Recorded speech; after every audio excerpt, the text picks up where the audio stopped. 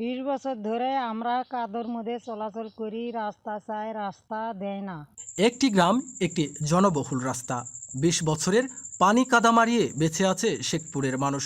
ইটের সলিং হবে শুনে আনন্দে আত্মহারা হয়েছিল খেটে খাওয়া মানুষগুলি। ভেবেছিল অবশেষে স্বপ্ন পূরণ হচ্ছে, কিন্তু সেই স্বপ্ন নিমিষেই বিষাদ। জয়পুরহাটের কালাই উদয়পুর ইউনিয়নের শেখপুর গ্রামে অভিযোগের কেন্দ্রে ইউনিয়নের 4 নং ওয়ার্ড মেম্বার জাহাঙ্গীর আলম। এলাকায় ইতিমধ্যেই বিতর্কিত এই মেম্বার হাতে পেয়েছেন শেখপুরের মাত্র 220 ফিট রাস্তার কাজ। আর কাজ পেয়ে শুরু করেছে প্রতারণা। এলাকাবাসীর সরাসরি অভিযোগ, রাস্তায় ব্যবহার হচ্ছে ভাটার গড়িয়া ইট, যে ইট হাতে ধরলেই গুঁড়ো হয়ে যায়। মাটি সমান না করেই নামমাত্র বালি ফেলে চলছে ইট বিছানোর নামে প্রহসন। ডলি আক্তার, শামসুল, হেলালুদ্দিন সহ গ্রামের সচেতন মহল চরম ক্ষোভে ফেটে পড়ছেন। 20 বছরের অপেক্ষা আর তার বিনিময়ে এই ঠকবাজি। রাস্তা দেয় না, তারপরে রাস্তা দেয় না দিল, তারপরে 3 নাম্বার ইট। উনি বললো যে না, আমি যদি ইট তুলা লিয়া যায় তাহলে আর আমি রাস্তা দিব না।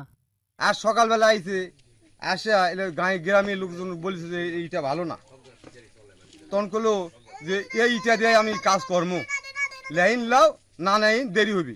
আমি যেখানে গড়িয়ে এইটা দেয়, আমরা এখানে এই রাস্তা বানিয়ে নেব না। 1 নম্বর লয়, 2 নম্বর, 3 নম্বর লয়, গড়িয়া এইটা দিচ্ছে। এইটা হাতের সাথে ধরার সাথে হাতের সাথে খুলে যাচ্ছে। সাংবাদিকরা মুখোমুখি হতে চেয়েছিলেন জাহাঙ্গীর মেম্বার প্রথমে দায়সারা বক্তব্য দিয়েই মুঠোফোন বন্ধ করে দেন।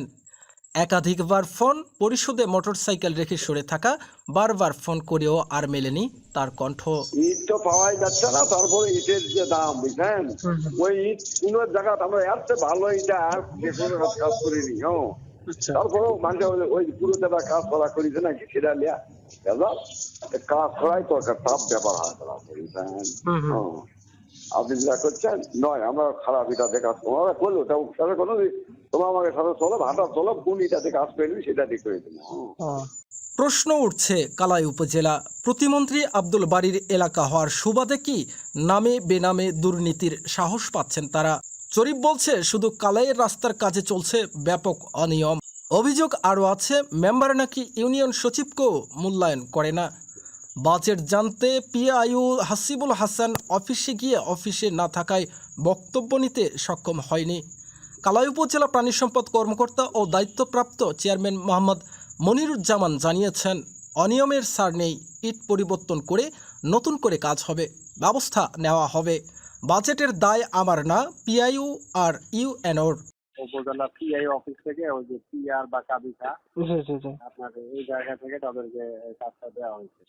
ওখানে একটু খারাপ ছিল, আমি বলছি যে কাজ করা যাবে না, আমার কাছে যখন ক্ষমতা আছে। ওই টাকা তো আমি দেবই না ভাই, ওই টাকা তো আমার হাতে তো না যে আমি কাজ বুঝে না তাকে টাকা পে করবো। আমি উন্নয়ন পরিষদে আমার কিছু কাজ থাকবে, উন্নয়ন খাতে কিছু আমার কাজ থাকবে, তাদেরকে আমি কাজ দেখে আমি নিজে চেক সিগনেচার করে দেবো, সেই কাজগুলো আপনি আমার কাছে।